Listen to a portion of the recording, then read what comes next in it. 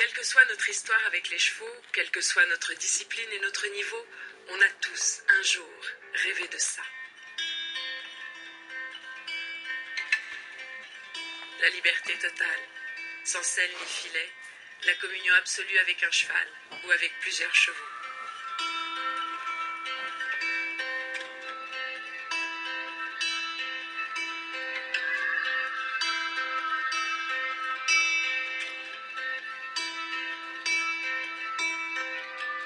Mais la plupart du temps, pour la plupart d'entre nous, quand on lâche un cheval dans le manège, ça donne ça. Ou pire, ça. Alors pour faire un pas vers le chemin de la liberté, je vous propose de demander une leçon, une seule leçon, mais une leçon indispensable, à 2 mètres de la liberté. Aujourd'hui, la leçon indispensable de Frédéric et Jean-François Pignon.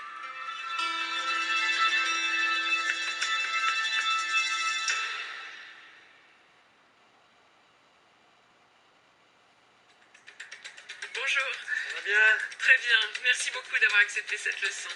Frédéric et Magali se sont installés dans la Cité du Cheval de Tarascon après 7 ans de tournée triomphale au Canada et aux États-Unis avec leur magnifique spectacle Cavalia qui réunissait 120 collaborateurs et 50 chevaux. Jean-François est lui aussi basé en Provence, mais sillonne l'Europe avec son spectacle où il est seul sur scène avec ses 7 juments et récemment son étalon. Ça fait 20 ans que les 2 frères ne travaillent plus ensemble et ont à peine le temps de se croiser. Et pourtant le lien est là, très fort. Le lien de l'enfance et de la passion commune, né dans la ferme familiale, quelque part dans la Drôme.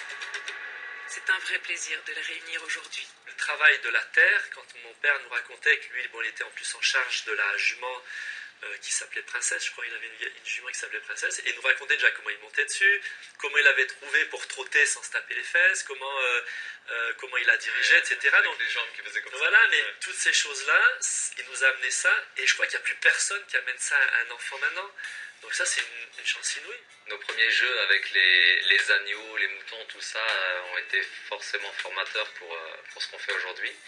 La connaissance de l'animal, je pense que, comme tout, plus on est enseigné petit, plus on en est imprégné. On montait sur les juments dans le troupeau, et elles nous baladaient où elles voulaient, on partait... Oui, il y a eu la liberté avant le dressage en liberté, en fait. C'était pas une discipline pour nous, la liberté, c'était une évidence. Parce que nous, on ne dressait pas en liberté, on était en liberté. Moi, mon fils, je ne laisserai pas faire ce qu'on a fait nous. Car la liberté, c'est dangereux. Et pour m'en convaincre, Frédéric m'a prévu un petit bizutage avec bambou, magnifique étalon pur sang arabe de 7 ans. Alors, on va le laisser un peu libre et puis on va l'observer, d'accord? Attention, c'est là.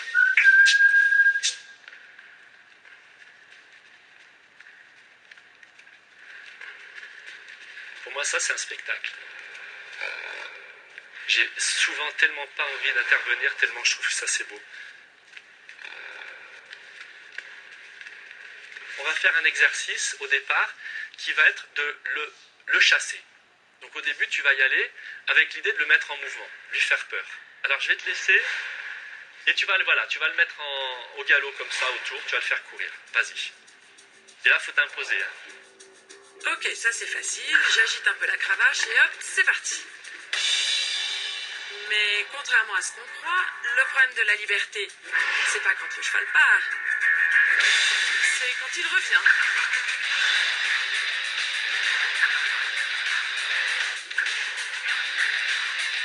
Voilà. Alors, stop. Qu'est-ce qui s'est passé là? Il s'est passé la trouille de ma vie. Ok. Oups. Première doucement. Là. Oui, c'est bien. Alors, qu'est-ce que tu as fait? Tu lui as fait peur. Vous vous êtes fait peur.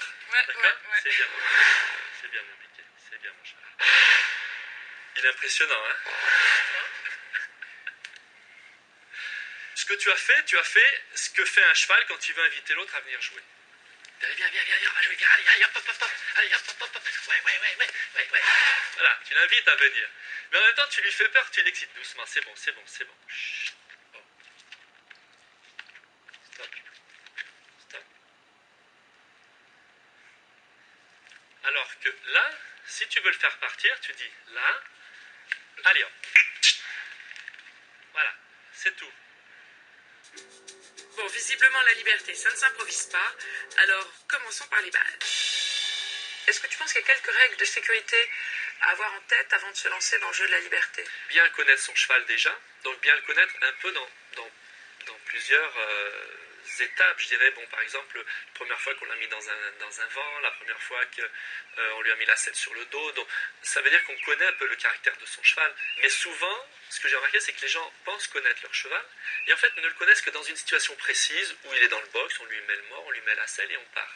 Combien de personnes me sont arrivées en disant: mon cheval m'attaquait, il jouait, et moi mon cheval il est joueur, puis un jour il m'attaque. Je déconseille à chacun d'aller courir avec le cheval derrière ou de provoquer des agressivités, surtout s'il est étalon, sans avoir mis les garde-fous avant ça.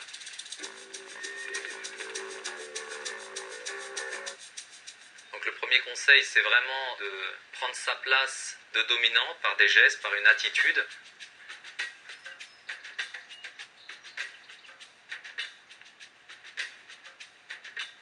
Aux yeux du cheval, si tu n'es pas un dominant, si tu n'es pas protecteur et que tu empêches la fuite, tu deviens un boulet.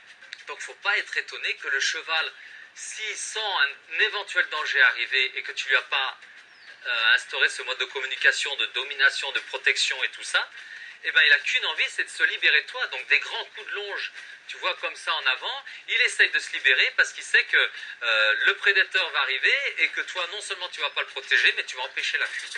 Un boulet. C'est sûr que dit comme ça donne envie de faire des efforts. Si tu regardes deux chevaux qui se rencontrent la première fois, la première réaction, c'est de glisser l'un contre l'autre comme ça. Et avec le nez, tu as dû déjà le voir faire ça. Oui. Avec le nez, il pousse là. D'accord? Donc c'est comme si j'étais un cheval et je viens pousser là violemment. Et en fait, les chevaux, ils s'appuient comme ça et c'est là où ils arrivent à se jauger et savoir qui, d'entrée de jeu, va hiérarchiquement être au-dessus. D'accord. Tout simplement. Et quand on utilise leur langage, forcément, ils comprennent d'abord plus vite, et en plus, tu passes pour un dominant protecteur, encore une fois. C'est pas pour rien que les chevaux restent avec nous. Ils n'ont rien à gagner à rester avec nous, si ce n'est qu'ils sont sous l'autorité. Si je vais sur un cheval et qu'il ne s'écarte pas, tu vois, je vais être très tranquille et je vais faire comme eux. Tu vois, il s'est écarté, je suis le dominant. D'accord? Et je ne suis pas là pour surjouer. Ce qu'il a fait, juste s'écarter comme ça, je le récompense, je m'arrête. Tu dois aller dans le troupeau, tu ne dois jamais te sentir envahi. Tu dois te sentir vraiment dans la peau d'une dominante, très décontracté, très sûr de toi. Et s'il y a un cheval qui te gêne dans ton déplacement, tu le repousses, fermement, avec beaucoup d'autorité, mais un calme absolu. Tu ne dois pas mettre d'émotion dans ton geste. Voilà, à la limite, là, tu as fait un coup en trop. Est-ce que tu l'as senti? Oui. Très bien. Tu étais plus juste avec celle-là. Mais c'est bien, continue.